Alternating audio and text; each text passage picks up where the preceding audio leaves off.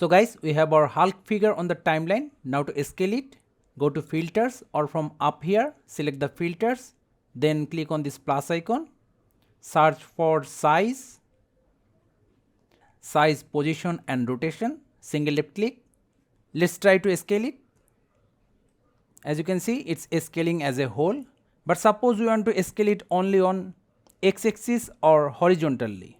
For that, go to size mode, then change it from fill to distort. Now to scale it on x-axis, left click, drag, left click, drag. To scale it on y-axis, same, grab the upper point, left click, drag.